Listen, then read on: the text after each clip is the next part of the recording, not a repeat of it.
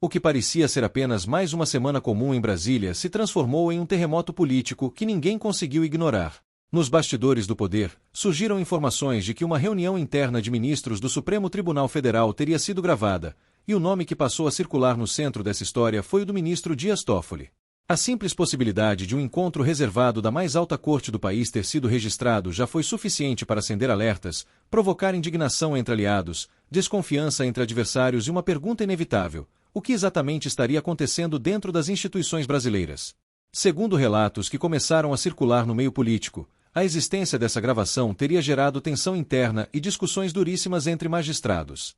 Em qualquer democracia do mundo, a quebra de confiança entre integrantes de uma Suprema Corte é vista como algo gravíssimo, porque ali não se trata apenas de divergências jurídicas, mas da estabilidade do próprio sistema institucional.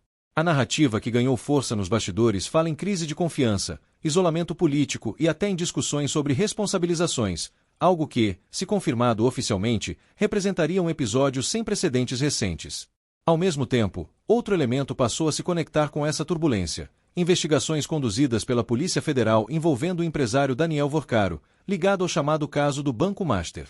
A apuração sobre movimentações financeiras, mensagens armazenadas em celulares e possíveis relações institucionais ampliou o alcance do escândalo e trouxe novos personagens para o centro do debate público. De acordo com informações divulgadas por veículos e comentadores políticos, peritos teriam conseguido acessar conteúdos que estavam protegidos por criptografia em aparelhos analisados durante as investigações. A existência dessas mensagens, ainda sob análise oficial, levantou suspeitas, gerou pedidos de esclarecimento e aumentou a pressão por transparência. É importante lembrar que, em qualquer investigação, documentos precisam ser periciados, contextualizados e validados judicialmente antes de qualquer conclusão definitiva. Mas, no campo político, o impacto das revelações começa muito antes das sentenças. A menção a transferências financeiras vultosas, que teriam sido identificadas no curso dessas apurações, adicionou combustível ao debate. Valores elevados, quando associados a agentes públicos, sempre exigem explicações claras, rastreabilidade e comprovação documental. Sem isso, o ambiente político se transforma rapidamente em um campo de acusações, versões conflitantes e disputa narrativa. E foi exatamente isso que aconteceu.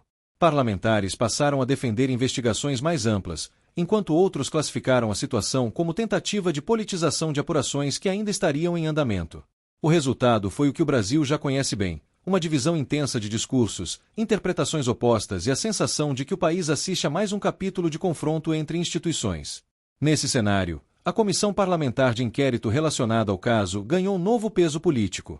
A chamada CPMI do Banco Master passou a ser vista por muitos como um possível palco de esclarecimentos, onde depoimentos, quebras de sigilo autorizadas e análises técnicas poderiam ajudar a separar fato, interpretação e especulação.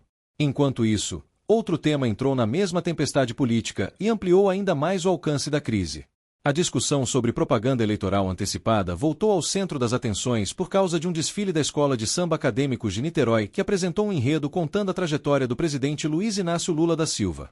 O episódio gerou debates jurídicos intensos sobre os limites entre manifestação cultural, homenagem artística e promoção política. No Brasil, a legislação eleitoral estabelece regras claras sobre quando e como uma figura pública pode ser promovida em contextos que possam influenciar eleições. Especialistas passaram a discutir se manifestações culturais podem ou não ser interpretadas como propaganda fora do período permitido. Alguns juristas defendem que a liberdade artística deve prevalecer. Outros sustentam que, dependendo da forma como a mensagem é construída, pode haver questionamentos legais.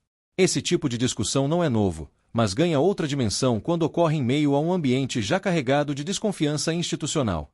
Cada novo fato passa a ser interpretado dentro de uma narrativa maior de disputa de poder.